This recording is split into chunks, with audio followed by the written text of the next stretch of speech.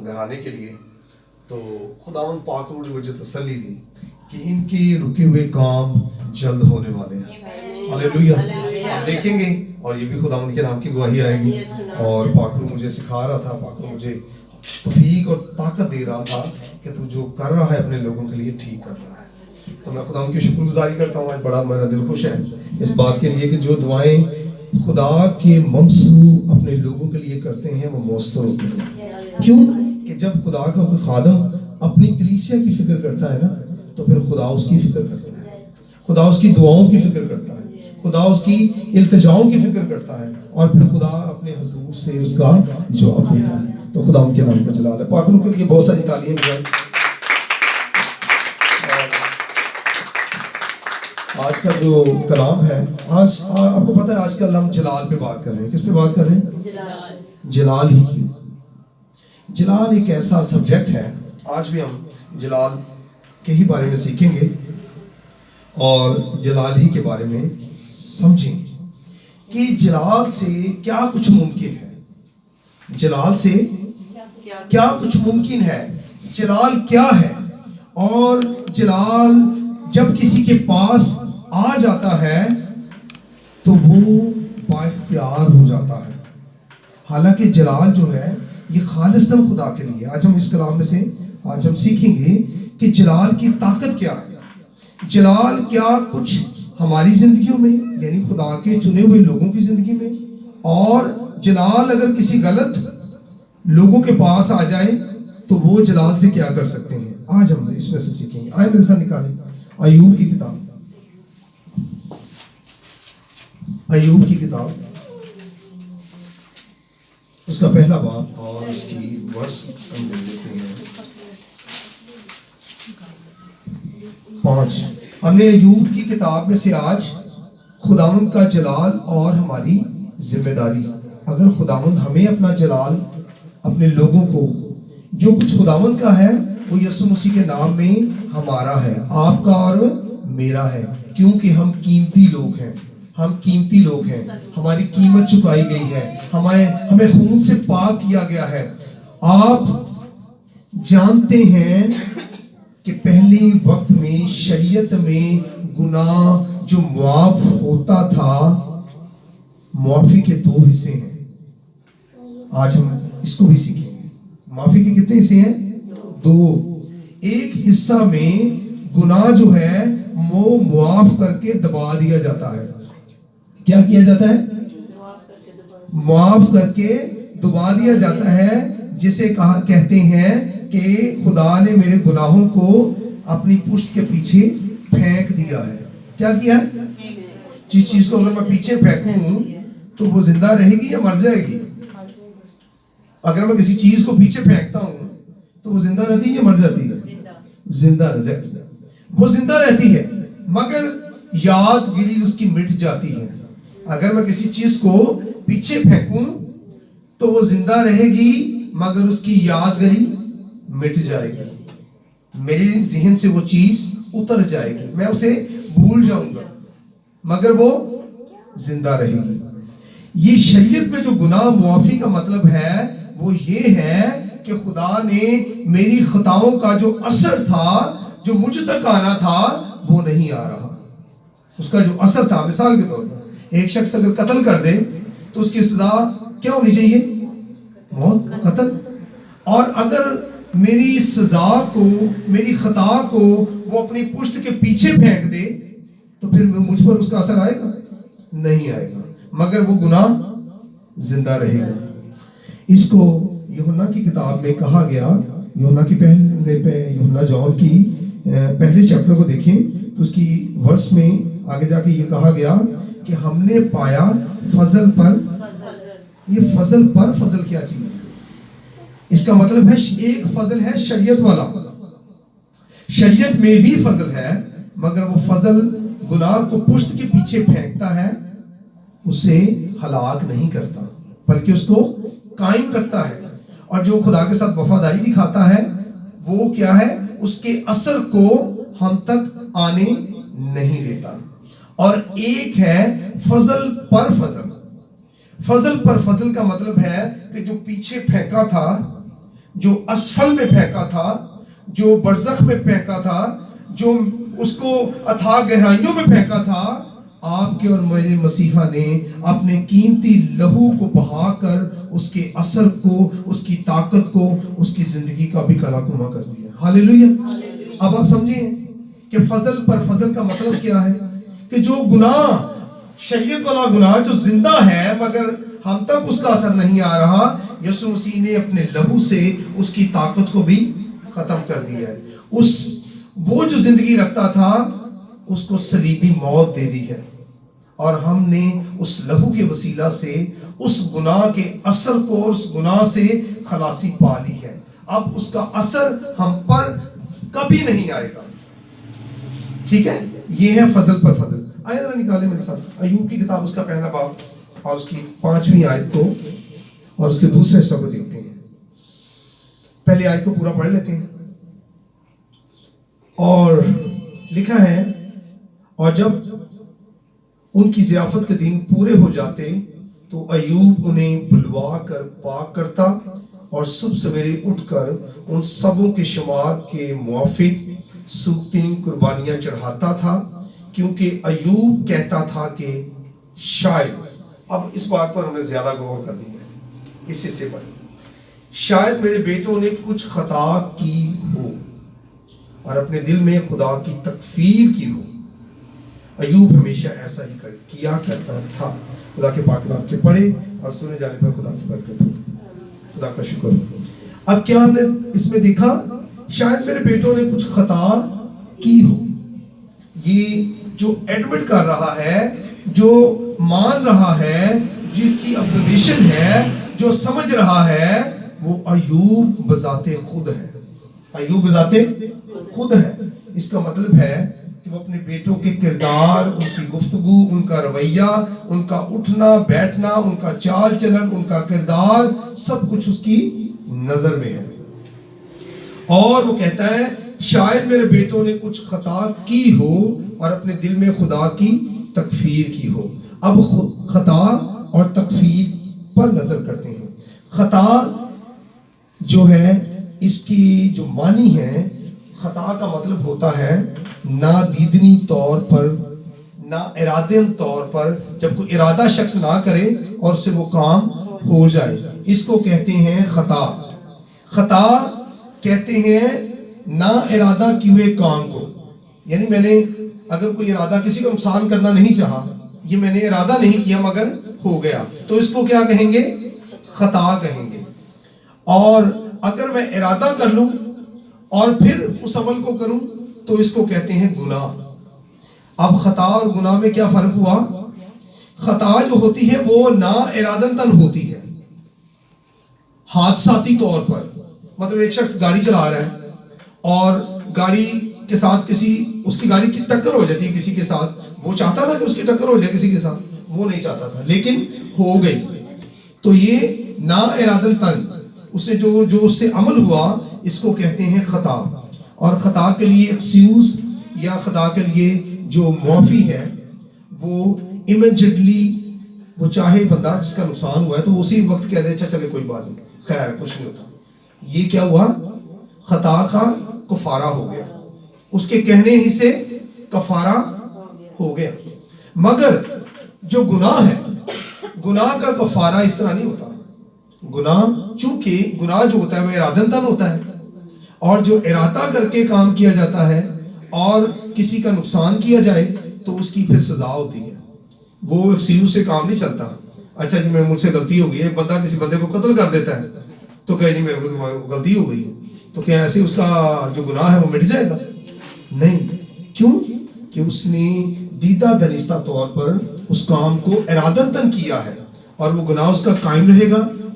اور پھر کیا ہوگا کہ فیصلہ کیا جائے گا کہ کن حالات میں اس نے یہ کام کیا، اس کے مطابق ماحول کو دیکھا جائے گا، اس کی مجبوریوں کو، اس کی خواہشوں کو، اس کے ارادے کو، اس کے ویپنز کو، ہر چیز کو دیکھ کر پھر کیا ہے، جج ہوتا ہے اس کو سزا دیتا ہے۔ اور ہم دیکھتے ہیں اگر یہاں تک تو بات ایوب کی آتی ہے شاید میرے بیٹوں نے کچھ خطا کی ہو، تو پھر تو اسی وقت اس کی معافی ہو سکتی ہے۔ لیکن جس کا میرے عزیزوں دوسرا حصہ ہے نا اس 5ویں آیت کا، پہلے باب کی 5ویں آیت کا جو دوسرا حصہ ہے وہ بڑا سمجھنے والا ہے، اس پر ہم غور کرتے ہیں. اور اپنے دل میں خدا کی کچھ تکفیر کی ہو. کسے کہتے ہیں؟ تکفیر کا جو لفظی معنی ہے بے عزتی کرنا. اب یہ کیا کرتے ہوں گے کہ انہوں نے اتنا سخت لفظ جو ہے یہاں ایوب استعمال کر رہے ہیں. اپنے دل میں خدا کی تکفیر کی ہو.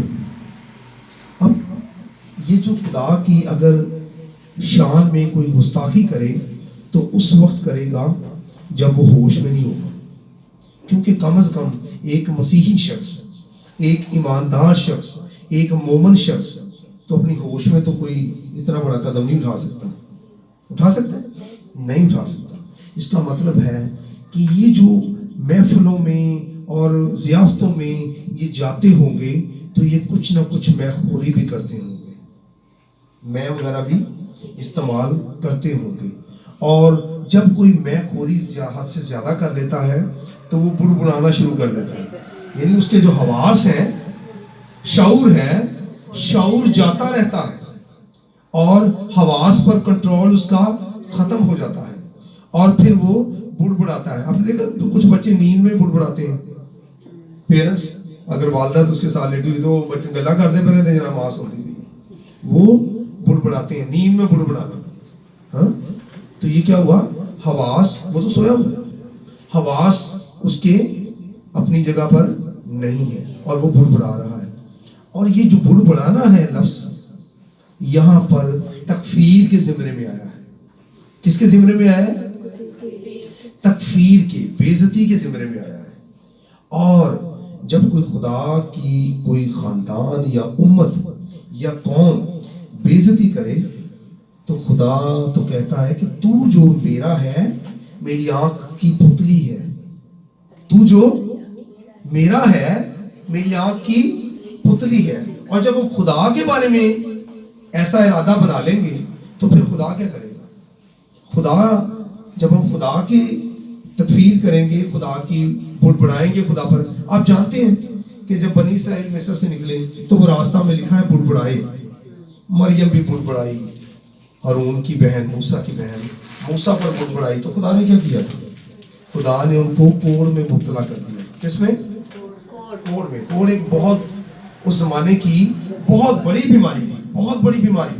یہ بیماری ایسی تھی کہ جس کو لگ جاتی تھی اس کو گھر سے بھی خارج کر دیا جاتا تھا، اس کو قبیلے سے بھی خارج کر دیا جاتا تھا، اس کو شہر سے بھی خارج کر دیا جاتا تھا اور اس کو باہر ویرانوں میں، جنگلوں میں، پہاڑوں میں اس کو چھوڑ آتے تھے. ہاں، کوڑ کی بیماری میں سے، یعنی کہ وہ اکیلا ہو گیا، اسے اکیلا کر دیا جاتا تھا. اور ہم دیکھتے ہیں بڑبڑانے سے اب یہ انسان پر انسان بڑبڑایا ہے. ذرا اس بات پر غور کیجئے گا. انسان پر انسان بڑبڑایا ہے اور اس کی سزا اس نے کیا دی؟ خدا نے ان کو کوڑ میں مبتلا کر دیا.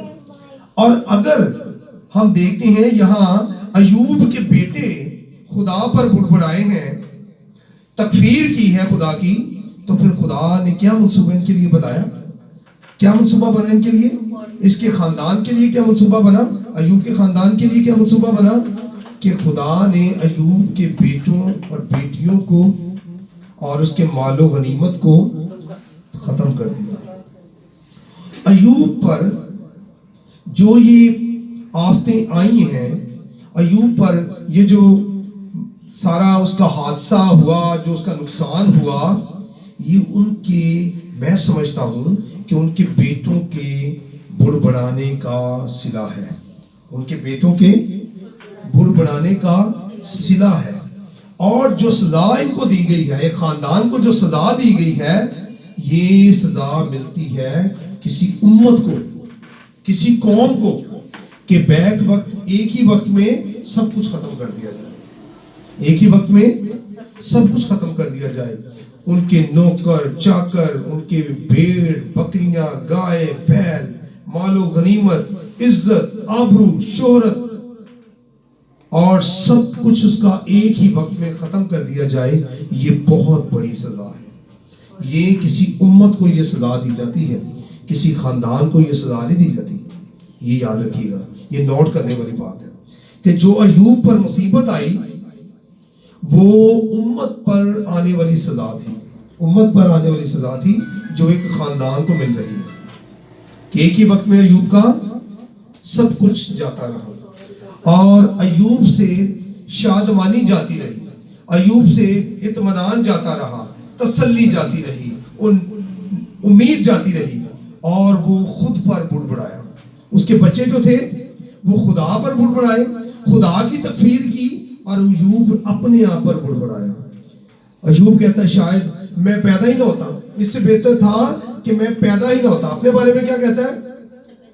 اس سے بہتر جب وہ زخموں کی تاب نہ لاتے ہوئے اڑتا تھا اور کیڑے اس کے بدن پر چلتے تھے اور وہ کیڑوں کو اٹھا اٹھا کر اپنے بدن پر رکھتا تھا، اور اپنے پر اب وہ کڑ رہا ہے، اپنے پر، خدا پر نہیں.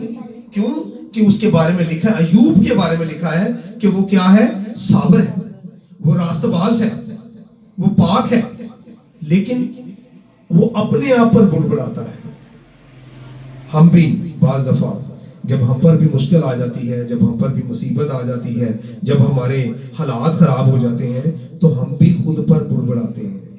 ایوب کی طرح ہم بھی خود پر اینو چنگا تو میں پیدا ہی نہ ہوگا، اینو چنگا تو میں بھی نہ کردا، اینو چنگا تو میں انج نہ کردا، میں انج کر دینا. مطلب وہ عجیب عجیب سی باتیں، اس کو کہتے ہیں مطلب بڑبڑانا.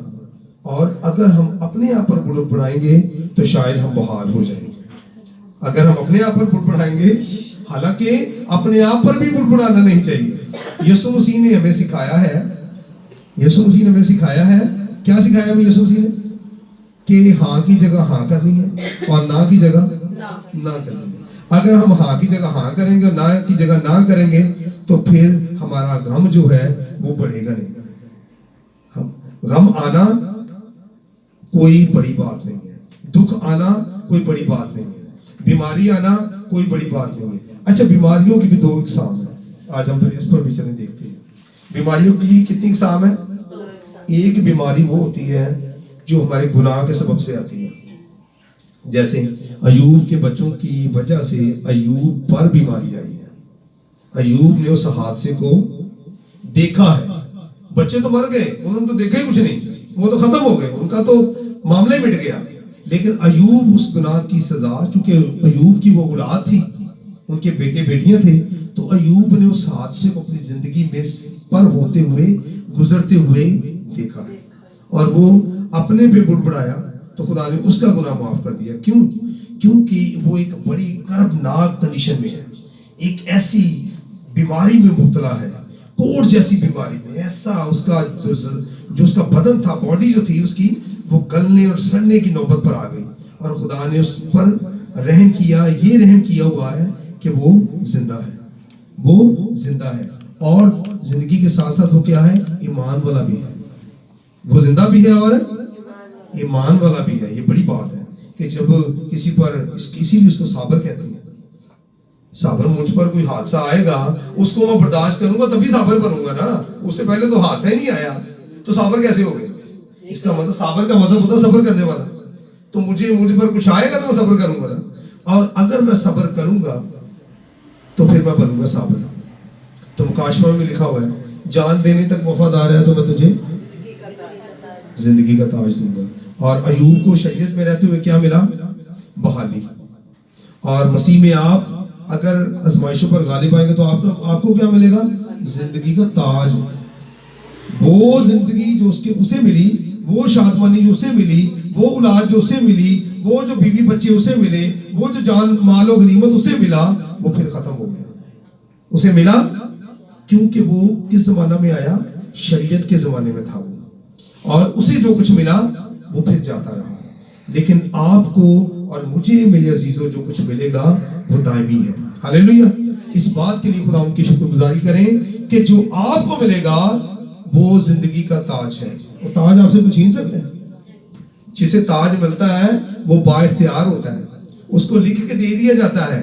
یہ تاج کس کا جی؟ یہ تاج یشوا کا ہے، یہ تاج ایبی کا ہے، یہ تاج اوریا کا ہے، یہ تاج یامین کا ہے یہ تاج، دائم کا ہے، داؤد کا ہے، اور جس جس کو تاج دے دیا جاتا ہے وہ اس کی ملکیت ہوتا ہے. کیا ہوتا ہے؟ وہ کوئی چھین سکتا ہے؟ جو چھینے گا، جو چوری کرے گا وہ سزا کے لائق ہوگا. تو آپ کو وہ چیز مسیح یسوع میں دی جا رہی ہے، فضل کے دور میں وہ چیز آپ کو دی جا رہی ہے جو قائم رہنے والی ہے. ہاللیلویہ. آپ کو وہ چیز دی جا رہی ہے، اس کو زندگی کا تاج نہیں دیا. اس کو زندگی کا تاج دیا نہیں، اس کو شریعت میں کیا دیا؟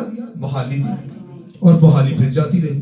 اور آپ فضل کے دور میں پیدا ہوئے ہو، آپ پر فضل ہوا ہے، تو جو آپ کو دیا جائے گا وہ قائم رہنے والا ہے. آپ کی زندگی قائم رہنے والی ہے. آپ کا بدن جلالی حالت میں آنے والا ہے. آپ کا بدن قائم رہنے والا ہے.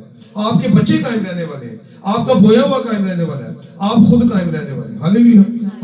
خدا نے کہا مکاشفہ میں وہ میرے لوگ ہوں گے اور میں ان کا خدا ہوں گا اور میں آپ ان کے بیچ رہوں گا.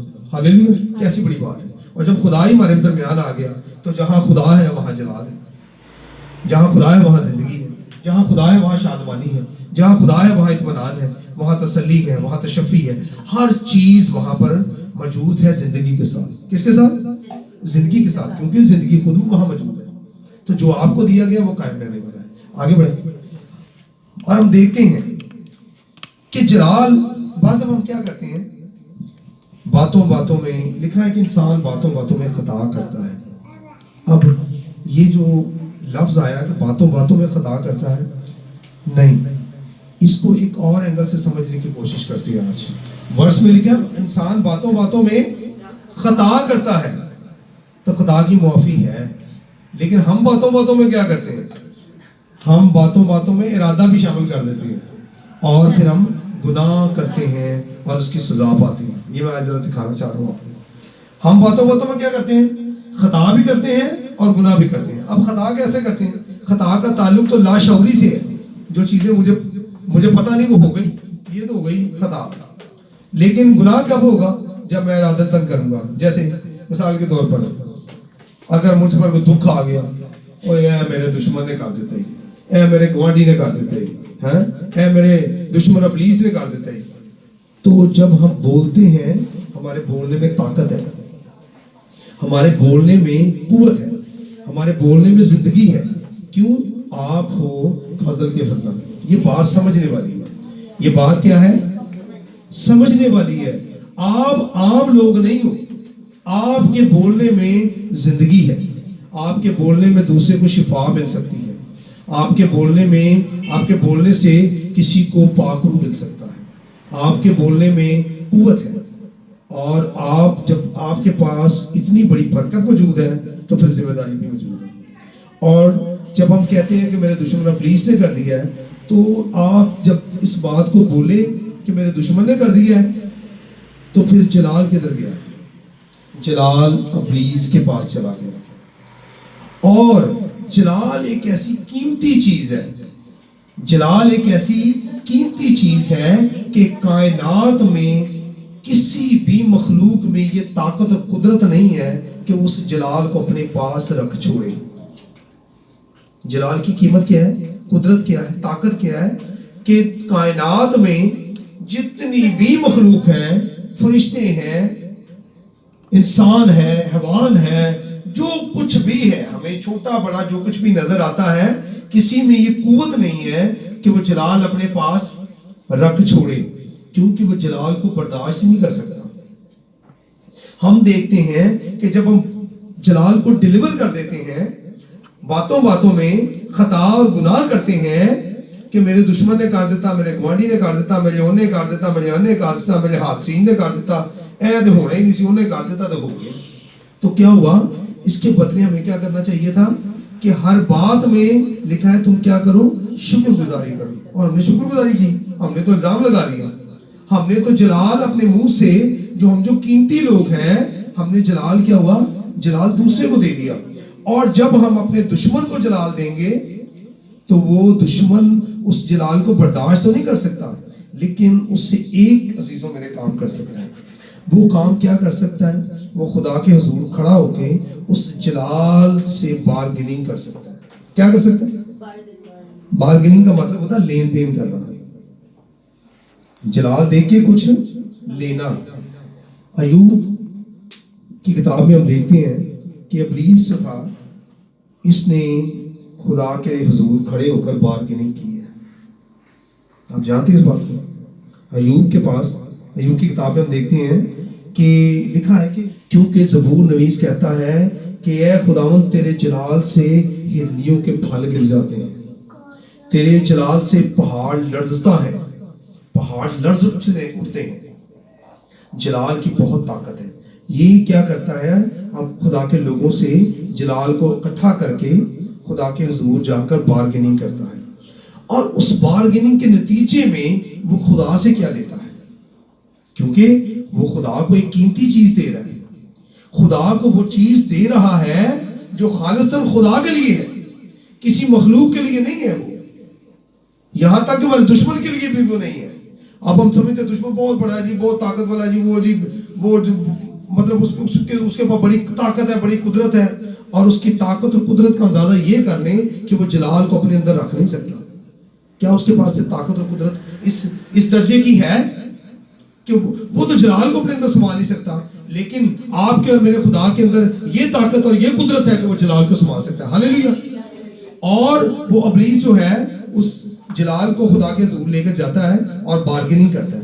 اس کے نتیجے میں کیا لیتا ہے, کہتا ہے اب جو لوگ جنہوں نے نافرمانی کی ہے اور مجھے جلال دیا ہے, مجھے یہ طاقت دے کہ میں وہ سرکشی کریں, وہ بغاوت کریں, وہ اپنے بدنوں کو ناپاک کریں, وہ اپنے حالات کو بگاڑنے میں جو ان کا کردار ہے وہ اپنے انجام کو پہنچے. کس کو پہنچے بھائی؟ انہوں نے کچھ دیا ہے نا, تو ان کو بھی تو کچھ ملنا چاہیے نا. انہوں نے کیا دیا؟ خطا سے, ارادے سے, گناہ سے جلال جو ہے کسی دوسرے کو دیا, اور اس جلال کے بدلے میں اس نے بھی تو کچھ دینا ہے نا. جو ہمارا دشمن ہے نا وہ بھی گیو کرتا ہے, وہ بھی دیتا ہے. وہ چاہے موت ہی دیتا ہے, چاہے بیماری دیتا ہے, کمزوری دیتا ہے, وہ ہمارے رزق میں برکت کو چھین لیتا ہے. اب اس جلال کے نتیجے میں جو ہم نے اپنے دشمن کو دے دیا وہ کیا لا سکتا ہے, یہ اس پر ذرا غور کرتے ہیں. وہ کیا لا سکتا ہے؟ وہ بیماری لا سکتا ہے بدن میں, ہاں جی. وہ حادثے کو کریٹ کر سکتا ہے. اس جلال کے بدلے میں حادثے کو آپ کی زندگی میں کریٹ کر سکتا ہے. ایسا ماحول, ایسی انوائرمنٹ, ایسی گریوٹی بنا سکتا ہے کہ ایک حادثہ وقوع آ سکتا ہے, ہاں, آپ کو پریشانی میں مبتلا کر سکتا ہے, اور آپ کی تدبیریں جو ہوں گی وہ بے ثمر ہو جائیں گی. آپ کوشش کریں گے میں خدا کے قریب آ جاؤں, میں یہ کر دوں, میں وہ کر دوں, میں ترقی پا جاؤں, میں پراسپیرٹی پا جاؤں, میں ریلیز ہو جاؤں, میں بحال ہو جاؤں, میں قرضے سے نکل جاؤں. جتنی بھی ہم تدبیریں کریں گے وہ تدبیریں بے تاثیر ہو جائیں گی. کیوں؟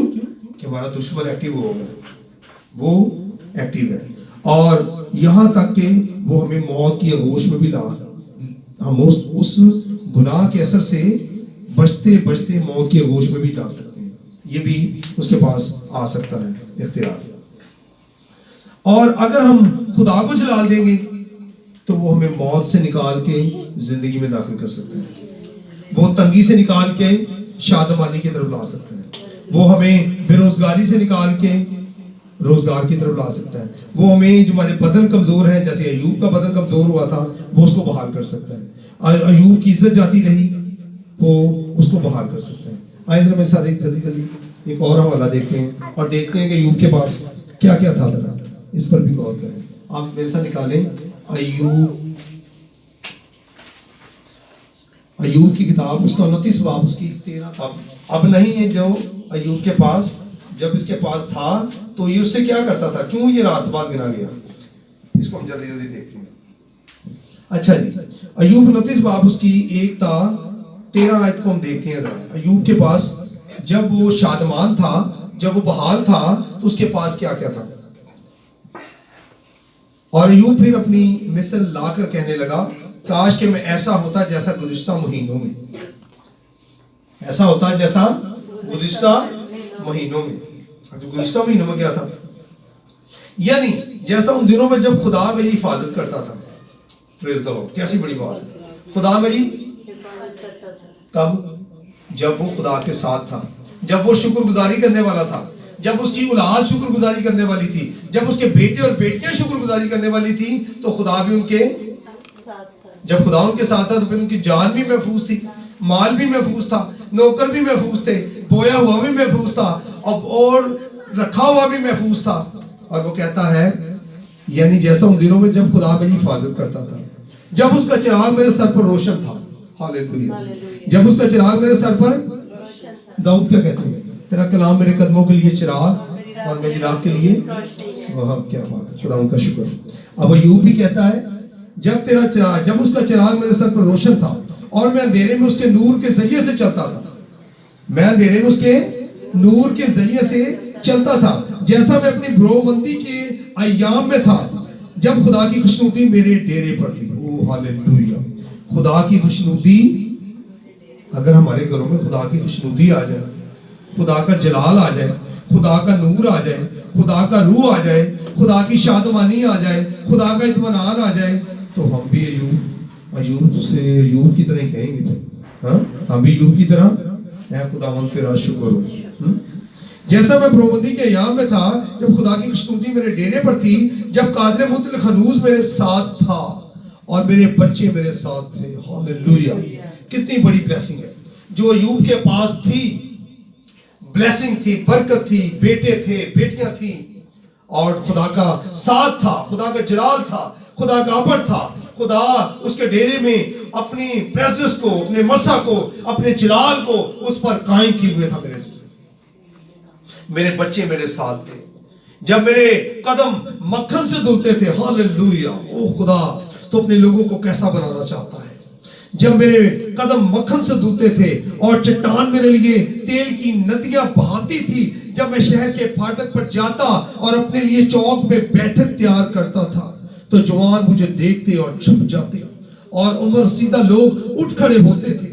عمرہ بولنا بند کر دیتے اور اپنا ہاتھ اپنے منہ پر رکھ لیتے تھے. رئیسوں کی آواز تھم جاتی اور ان کی زبان تالو سے چپک جاتی تھی، کیونکہ کان جب میری سن لیتا تو مجھے مبارک کہتا. ہاللیلویہ. ہاللیلویہ. ہاللیلویہ. ایوب کو لوگ کیا کہتے؟ مبارک کہتے. کیوں کہتے؟ کیونکہ خدا کا ساتھ اس کے ساتھ تھا، خدا کا جلال اس کے ساتھ تھا، خدا کی بزرگی اس کے ساتھ تھی، خدا کی مہربانی اس کے ساتھ تھی، خدا کا ہاتھ اس کے ساتھ تھا، خدا کا مسا اس کے ساتھ تھا، خدا کے وعدے اس کے ساتھ تھے. اور جب میرے عزیزوں یہ سب چیزیں آپ کے اور میرے ساتھ ہوں گی تو ہم بھی مبارک ہوں گے. ہمارے ڈیرے میں بھی، ہمارے گھروں میں بھی شادمانی اور اطمینان بسے گی. ہم بھی بابرکت ہوں گے. ہم بھی زندگی کا منبع جو ہے وہ ہمیں زندگی بنائے گا. لکھا ہے تم دنیا کے نور ہو، تم نور کے وارث ہونے کے لیے بلائے گئے ہو، تم زندگی کے وارث ہونے کے لیے بلائے گئے ہو. ہمارے پاس بھی ایوب جیسی شادمانی پھر ہوگی. کیونکہ کان جب میری سن لیتا تو مجھے مبارک کہتا تھا، اور آنکھ جب مجھے دیکھ لیتی تو میری گواہی دیتی. کیونکہ جب آنکھ مجھے دیکھ لیتی تو میری گواہی دیتی. اب یسوع مسیح کے بارے میں یوحنا باغی نے کہا یہ ہے خدا کا بندہ جو جہاں کے گناہوں کو اٹھا لے جاتا ہے. ہاللیلویہ. آپ کا اور میرا مسیحا جو ہے وہ جہاں کے گناہوں کو اٹھا لے جانے کی طاقت اور قدرت رکھتا ہے. یہ یوحنا کی گواہی ہے. اور ہم جو خون سے خریدے گئے، یسوع مسیح کے خون کے وسیلہ سے ہم جو پاک کیے گئے، آپ کے اور میرے پاس بھی وہی گواہی موجود ہے کہ ہمارا مسیحا جو ہے وہ گناہوں کو اٹھا لے جاتا ہے. اور جب آنکھ مجھے دیکھ لیتی تو میری گواہی دیتی تھی، کیونکہ میں غریب کو جب وہ فریاد کرتا تھا چھڑاتا تھا، اور یتیم کو بھی جس کا کوئی مددگار نہ تھا، ہلاک ہونے والا مجھے دعا دیتا تھا، اور میں بیوہ کے دل کو ایسا خوش کرتا تھا کہ وہ گانے لگتی تھی. ہاللیلویہ. ہاللیلویہ. آج ہمیں بھی ایسا کرنے کی ضرورت ہے. خدا اس کلام کی وسیلہ سے ہمیں برکت بخشے، ہماری زندگیوں میں ایسا جلال بھرے کہ ہم کبھی بھی دائیں یا بائیں نہ مڑیں، بلکہ ہمیشہ اپنے خداوند خدا کو تکتے رہیں، اور کبھی بھی کسی بھی حالات میں، کسی بھی تنگی میں، مشکل میں، پریشانی میں، دکھ میں، مصیبت میں، کسی بھی حال میں خدا کے جلال کو نہ چھوڑیں، خدا کے عہد کو نہ چھوڑیں، اور ہمیشہ خداوند کے نام کو ہی جلال دیں۔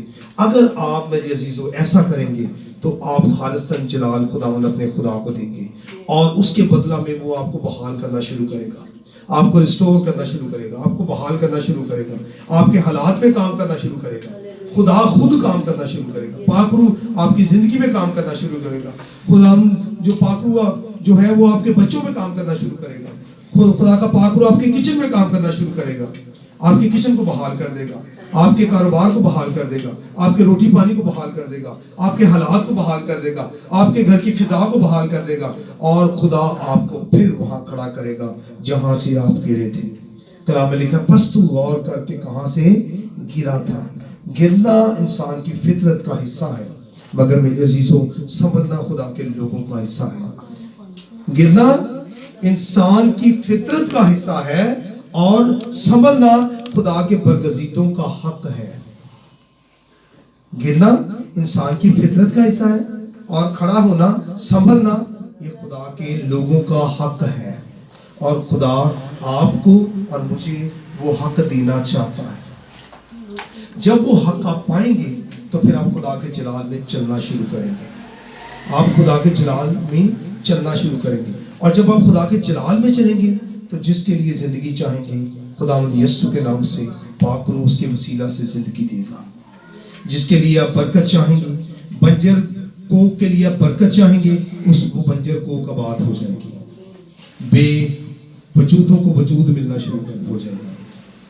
خدا آپ کے وسیلہ سے کام کرنا چاہتا ہے۔ اپنے آپ کو خدا کے جلال کے لیے پیش کر، خدا کے جلال کے لیے پیش کر۔ میرے عزیزو اگر آپ ایسا کریں گے تو آپ یقیناً اپنی امت کے لیے اور دنیا کے لیے نور کا کام کریں گے۔ ہاللیلویا۔ خدا اس کلام کے وسیلے سے